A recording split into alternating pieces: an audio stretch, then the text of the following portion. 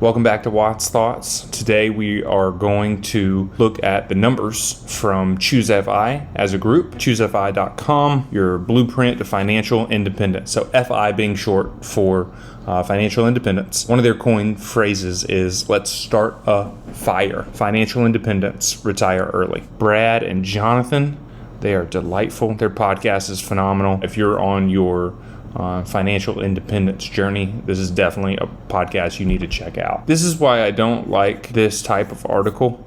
Like, if you want to know what does it mean to be ChooseFI, like if I were to go here and go to the web page, it doesn't say what ChooseFI is, which I don't like that. Like, tell me exactly what does ChooseFI mean. And it does not have the equation on the home page, which is not a crime. So I'm gonna do it here. ChooseFI makes several assumptions about your life. The first assumption is your expenses stay constant. I guess that's the main assumption. In order to retire early, you must have 25 times your annual expenses saved into an account that's an investment fund. At that point, you can live on less than 4% of whatever that total is indefinitely. Let's say you live off $50,000 times 25, that is $1.25 million. So if you then live off 0.4%, the number is $50,000. So you live off 4% the rest of your life with all your expenses. You'll never run out of money. 4% is a low number.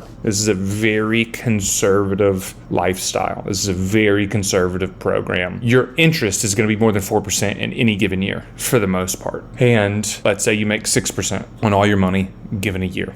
So 6% is $75,000. So you add, so if you spend your $50,000 and your accounts earn 6% across the board, you are now at $1,275,000, and you now get to live off 4% of that again. And each year your number gets bigger. I would say a majority of what ChooseFI talks about are hacks or cost-cutting ideas. Obviously, they encourage you to increase your revenue, promotion, side hustles, different things like that. But they go really in depth and really on the weeds for you to tackle what they call the big three. Housing, making sure you're either house hacking, living in the cheapest and smallest place you can to be able to reach this ChooseFI number. The second thing they look at is transportation. Do you own your car? Is it a high mileage, miles per gallon car? I remember one of the hacks that they told us about one time was putting air in your tires to 36 pounds per square inch, or PSI. And doing that increases your miles per gallon ratio. And then food. Food is a major cost for most families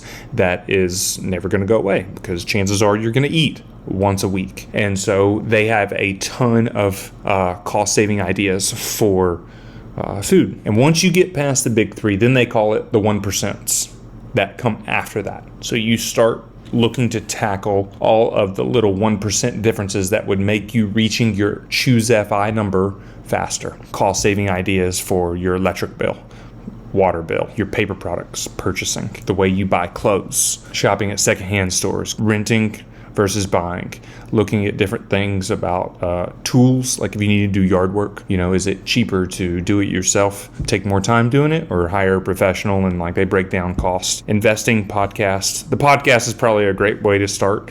They actually have a phenomenal, and I do mean phenomenal, Facebook group. It's very active. There's roughly about 90,000, last time I checked, 90,000 members of ChooseFI. One of the reasons why I pulled away is at some point higher earners don't want to do all those things. They want to invest in something that's a little more dynamic than a low-cost index fund. That's a little riskier, that's a little more challenging, and it costs a little more money to get in. Low-cost index fund doesn't cost you any money to get in. You got $50, you can buy a mutual fund today. Yeah, that's kind of the basic tenements of ChooseFI. Thanks for watching this video. We're super glad you checked out ChooseFI and some of my takes on what it means to be financially independent, according to them.